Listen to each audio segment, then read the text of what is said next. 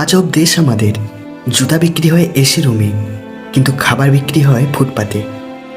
স্পেনের এক বাদশাহের খুব শখ ছিল হরিণ শিকার করার, তাই রাজকার্যে একটু ফুরসত পেলেই হরিণ শিকারের উদ্দেশ্যে জঙ্গলে গমন করতেন। একদিন কিছু সৈন্য নিয়ে তিনি হরিণ শিকারে বের হলেন এবং বনের পাশে এক গ্রামে অবস্থান নিলেন। সেই গ্রামে ছিল এক গরিব বিধবা মহিলা।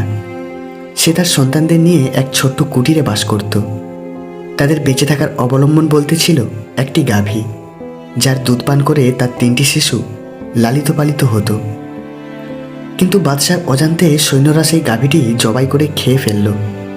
বিধবা তাদের কাছে অনেক কাকুতি মিনতি করল যে তার গাভীটি যেন তারা ছেড়ে দেয়, কারণ এটাই তাদের জীবনধারণের একমাত্র অবলম্বন। কিন্তু সৈন্যরা তাকে ধমক দিয়ে তাড়িয়ে দিল। এতে অসহায় মহিলা চোখে অন্ধকার দেখল। গাভী হারিয়ে সে পাগল হয়ে গেল। সৈন্যদের কাছে বাধা দেওয়ার কেউ ছিল না বলে ফ্যালফ্যাল করে তাকিয়ে গাভী জবাইয়ের দৃশ্য দেখা ছাড়া তার কিছুই করার ছিল না। রাতে সে ঘুমাতে পারল না। ক্ষুধার্ত শিশুদের বুক ফাটা কান্না ও চিৎকার তার হৃদয়কে ক্ষতবিক্ষত করল। হঠাৎ উৎকণ্ঠার কোহেলিকা ভেদ করেও তার মনে আশার প্রদীপ জ্বলে উঠল যে বাদশা যেহেতু ন্যায় বিচারক, সেহেতু অবশ্যই তার কাছে এর সঠিক বিচার পাওয়া যাবে। সুতরাং সে বাদশার কাছে যাবার জন্য মনস্থির করল। কিন্তু বাদশার কাছে পৌঁছানো তার কাছে কঠিন ছিল। ইতিমধ্যে সে জানতে পারল বাদশাহ শিকারে বের হয়েছেন এবং অমুক স্থান দিয়ে রাজপ্রাসাদে ফিরবেন। বিধবা মহিলাটি এই সুযোগকে হাতছাড়া না করে ওই এলাকার এক প্রসিদ্ধ পুলে দাঁড়িয়ে থেকে বাদশার আগমনের পহর গুনতে লাগল। কিছুক্ষণ পরেই অভিযোগ পেশ করার সেই মহেন্দ্রক্ষণটি উপস্থিত হলো। বাদশাহ পুলের ওপর পৌঁছানোর সাথে সাথেই বিধবা সাহস ও দাপটের সাথে বলল, হে মহান বাদশাহ, আমার ব্যাপারে এই পুলের উপরেই ইনসাফ করবেন নাকি কায়ামতের দিন আল্লাহর সামনে? আপনার যেটা পছন্দ বেছে নিন। বিধবার কথাটি যেন বিষাক্ত বাণ হয়ে বাদশার কলিজায় বিঁধে গেল। মহিলার এমন নির্ভীক ও অকপট কথায় সৈন্যরাও একে অপরের দিকে তাকাতাকি করতে লাগলো। বাদশাহ দ্রুত ঘোড়া থেকে নেমে সাগ্রহে বললেন, হে মা, কায়ামতের দিন কিছু করার কোনো সামর্থ্য আমার নেই। এই পুলেই আমি ফেসলা করতে চাই।